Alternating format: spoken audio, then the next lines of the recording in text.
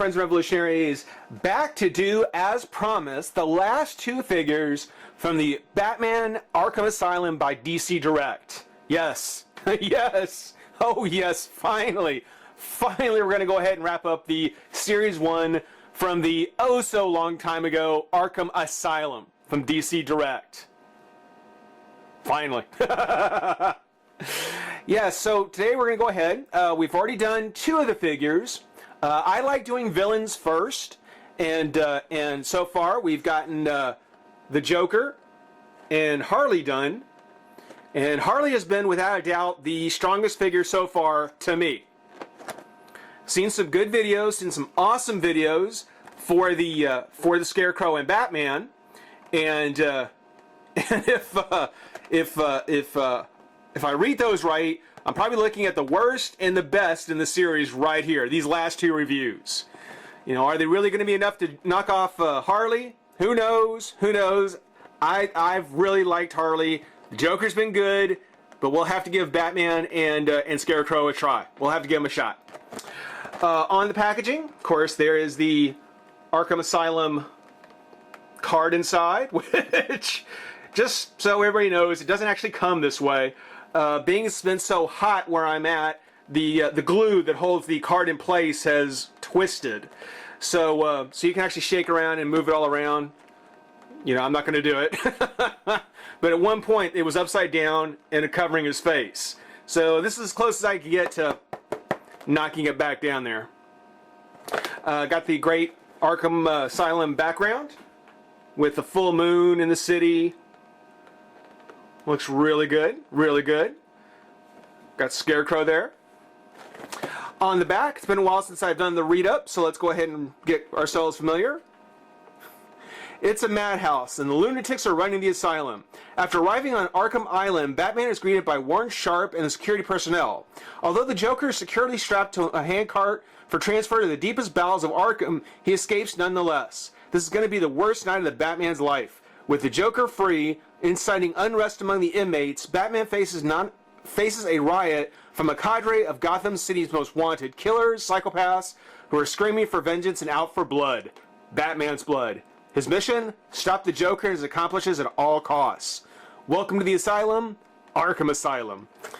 So, yeah.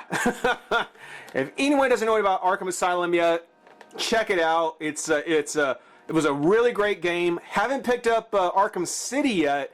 I'm gonna wait to see.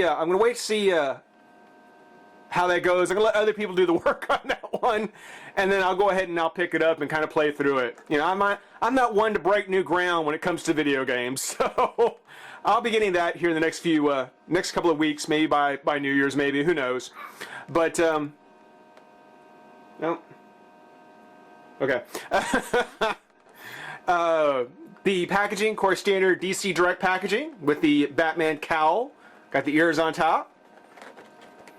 And it's actually looking pretty good. So we'll go ahead and pop the Scarecrow out of the pack and have some fun. Be right back. Alright, well, I gotta tell you, I was expecting to be much more disappointed from Scarecrow than I am. I actually am fairly happy with him. I think this is actually not a bad figure at all. There's a couple of things just about the design of Scarecrow that I'm a little iffy on. But as far as the figure itself goes, it's not bad. It could be much, much worse. First off, as anybody that's going to point out, you know, when they get this figure open, is that he's kind of pre-posed in kind of this squatting, kind of almost ready to lunge kind of attack. You know, his pose. And you know, when it comes to figures, if you sculpt them right and you have the right kind of articulation, you can actually get an off-center squatting, lunging, getting ready to jump pose without necessarily having to pre-pose it that way. You know, I'll get to the articulation here in a minute, but you know, it wasn't really necessary to sculpt him like this. Regular articulation in the knees and hips would have done the job just fine. Feet. Being that it's DC Direct though, and because that is the kind of what's the word? that's kind of tone they wanted to get from the figure, then that's what we're going to get. And it's not bad. It really does look pretty scary. Like this is someone who could just leap out at you, from the dark. I don't fault them for the pose, and he does stand pretty well. It's one of the things where he comes with a base, just to kind of get the accessory part started here. He comes with a base, but it's not really necessary. I mean, he will stand pretty well on his own. As far as the sculpt goes, just to kind of go back to that, basically, the whole concept, as I mentioned with Harley, is that, the inmates have escaped from Arkham. They're basically just ad-libbing their costumes with what they can find. And considering that Crane is a doctor who used to work at Arkham, it seems to me that the idea of putting him in making him shirtless, first off, that right there automatically kind of makes me go, what? They did a great job on the sculpt and the paint for his bare upper torso, but as far as the logic of it, I would have figured Crane would have gone right for one of the doctor lab coats. Gone back to a long lab coat, maybe a little dingy, maybe a little dirty, maybe with blood streaks across it. Here we are, we're done with Halloween and still talking about blood-soaked doctors. Say, we keep it going. We keep it rolling. But yeah, I mean, Crane, I think, should probably have come out looking a bit more like the kind of the preacher Scarecrow that we saw in the animated series with the long coat. Maybe not with a hat. I think they did a fairly decent job kind of having him stitch together a hood, kind of a Skeletor-style hood, and then his bag face, yellow eyes. It's very scary. It actually looks really good. I'm a little on the fence about the ventilators, gas mask ventilators. I think I would have liked to see what it would have been like without them on there and just the stitching on in the mask going all the way across. But I mean, again, they certainly add to how creepy he does look. That is pretty spooky. The arms and legs, I'm guessing, are from just something he had around, not sure what. What he found that allowed him to make pants and his arms, the sleeves on his arms, but no shirt. I don't get it. It's just, I don't get it. Nice soft fabric for the cloth, the loincloth he's got. Same kind of thing for the rope that goes around his neck, kind of a noose, which is very much like he was in the animated series. When he had the preacher hat on and the long trench coat, he actually had that noose around his neck. I think that's a nice touch that they added it here in the design for this Scarecrow. It's very, very cool. And then, of course, he just has wrap bandages for feet, which I don't care what you say, you could probably have found a pair of shoes if you tried, The paint on it, the paint is great. Paint looks fantastic, actually. There's a very dark brown base coat on the hood with a lighter brown kind of dry brushed over it to give you a look at all the different levels and layers and folds. I love how it all looks like it's getting pulled together from the rope that's tying it at the neck. It's actually very cool. He's got the straps on his arms. Let's look over here a little bit better. Got the buckles painted, and they've painted the buckles very nicely. Nice detail work. Same thing on the legs. Stitching. Very nice. The articulation on the head, it is on a full ball joint, which at this point I think he's the one that's got the most range from all four so far. The arm comes up, out, has a twist at the elbow, or the bicep, elbow, and twist at the wrist.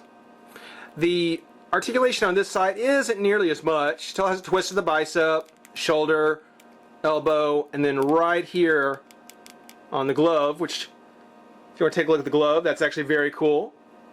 I love it how it kind of has an oily kind of, I don't know, dirty auto part kind of wash over it. That's actually very cool. The needles on the syringes, much like any kind of Wolverine you'll get, are a little warped. Not badly. Not badly. And you can kind of see his hand is already kind of in a split finger kind of pose. So it'll take some training, it'll take a little work, but yeah, they're not too bad. A little here and there. But there is a twist right there at the top of the glove. Does have a twist at the waist. Leg comes back and forth, which he can get his front leg out pretty far. I mean, yeah, you can do some pretty goofy stuff with him like that. No twist at the thigh, no bend at the knee. There is a twist at the top of the straps on the leg, and then a full ball jointed foot. So the foot has a full ball joint, which is good because whenever a figure is kind of pre-posed, you know, having good foot articulation, ankle and foot articulation, are going to be key to making sure that he's going to come off well.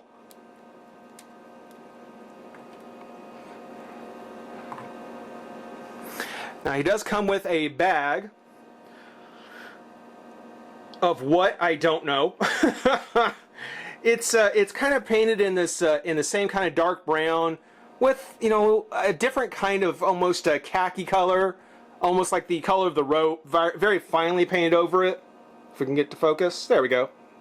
They didn't go through and paint the rope holding it closed, and there's nothing in the sculpt on it to kind of suggest what it could be. So, you know, so it's the most scary thing of all. It's your imagination. It doesn't fit his hand particularly well.